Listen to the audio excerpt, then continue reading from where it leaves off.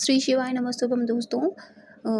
काफ़ी सारी वीडियोज़ आपको ऐसी देखने को मिलेंगी जहाँ पर लिखा जाता है कि महिलाओं को शालिग्राम भगवान को स्नान उनको छूना भी नहीं चाहिए, पूजा तो दूर की बात है। लेकिन ऐसा नहीं है, लिखा हुआ है कि ऐसा मतलब पुराणों में ऐसा लिखा हुआ है कि वो महिलाएँ जो अशुद्ध हैं, वो पूजा नहीं कर सकती। वो महिलाएँ जो चरित्र से ठीक नहीं हैं, जिनका व्यवहार ठीक नहीं है, वो इसका जो है इनका नहीं कर सकती हैं इनकी सेवा। वो महिलाएँ महिलाएँ क्या पुरुष भी, वो महिला पुरुष भी उनकी पूजा नहीं कर सकते जो अ, मांस मदिरा का सेवन करते हैं। तो उन लोगों के लिए ये सेवा शालिग्राम भगवान की नहीं है, ठीक है? अगर वो लोग करना चाहते हैं तो वो श्री हरि के स्वरूप की पूजा कर सकते हैं, लड्डू गोपाल की पूजा कर सकते हैं।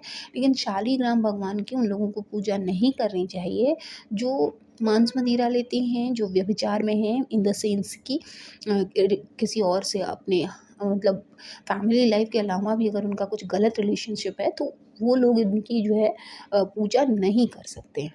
ठीक है, क्लियर हो गया?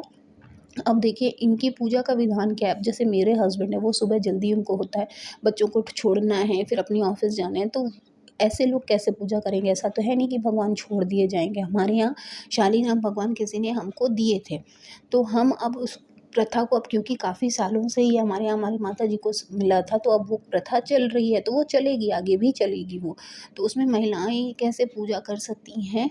देखिए इनको वैसे तो पंचामृत से स्नान कराना सभी भगवानों को ज़रूरी होता है, लेकिन हर दिन पॉसिबल नहीं है। गाय का दूध मिले आप उससे भी स्नान करा सकते हैं, शुद्ध जल से भी आप स्नान करा सकते हैं।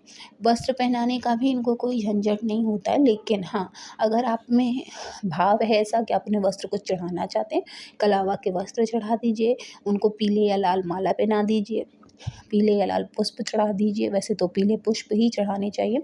उनको किसी चीज़ पर विराजमान करिए, कोई भी एक पात्र ले लीजिए जिस पर आप उन्हें अच्छे से विराजमान करिए। उसके बाद उन्हें आप हरे चंदन लगाइए, तिलक लगाइए, धूप बत्ती लगाइए। अब आती है भोग लगाने की बारी। देखिए भोग तो जैसे लड्डू गोपाल है ना, लड्डू गोपाल की आप सेवा सुने होंगे आपने। जैसे आपको लड्डू गोपाल की सेवा करनी होती है, वैसे ही भगवान शालिग्राम की सेवा करनी होती है। प्याज लहसुन ना पड़ाओ, वो भोग आप लगा सकते हैं आराम से। आप खाने का नहीं लगाना चाहते, कोई दिक्कत नहीं। आप अपने मंदिर में परमानेंट 3 डिब्बे बना कर रखिए। एक जिसमें काजू बादाम का नमकीन बना हुआ हो, एक जिसमें जो है लड्डू रखा हो, चाहे वो बूंदी के हों, चाहे वो बेसन के हों, ठीक है? और एक कुछ और भी ऐसा ही आप बनाकर रख सकते हैं, चाहे वो आप आटे की बर्फ़ी रख लीजिए, बेसन की बर्फ़ी रख लीजिए, ठीक है? अगर आप इस जैसे एक होता है ना ज़िम्मेदारी, आपके घर में प्याज़ लहसुन बन रहा है, आप अलग-अलग नहीं करना चाहते हैं, आपको दिक्कत है, तो आप 3 से 4 डिब्बे बना लीजिए। मखाना भून के रख लीजिए, देसी घी में खूब अच्छे से मखाना भून के रख लीजिए, आप वो भी भोग लगा सकते हैं। 4 टाइम आप वो लगा लीजिए, 2 टाइम आप जो है भगवान को दूध चढ़ा दीजिए।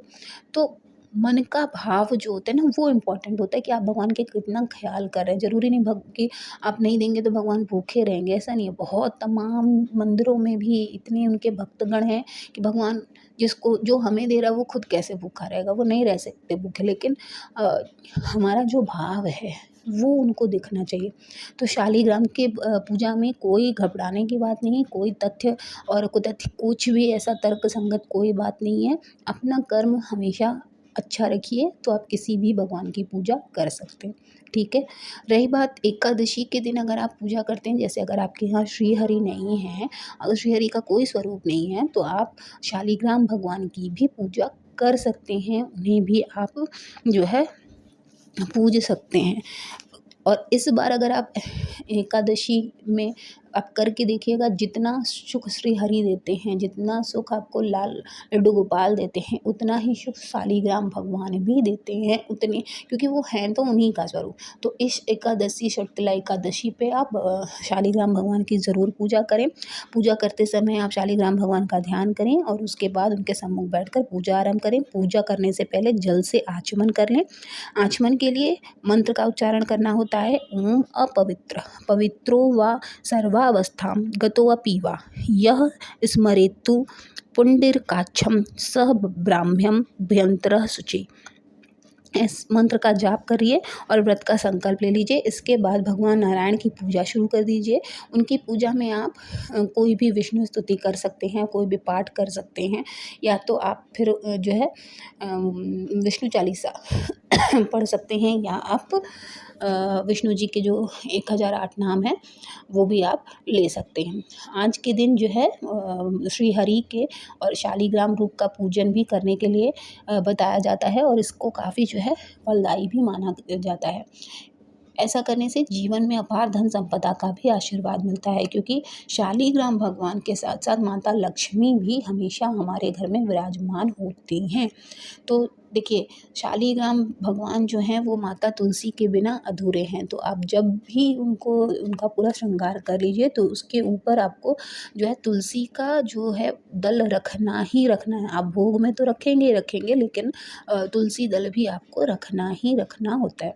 पूजा के दौरान आप उनको धूप, नारियल, सुपारी, लौंग ये सब कर सकते हैं, और आप चाहें तो एकादशी जो आ रही है इस दिन आप आंवला के पेड़ के नीचे भी लंबी बाती का दीप लगा सकते हैं। ऐसा करने से माँ लक्ष्मी भी प्रसन्न होती हैं और असीम जो कृपा होती है वो हम सभी भक्तगण पर बरसती है।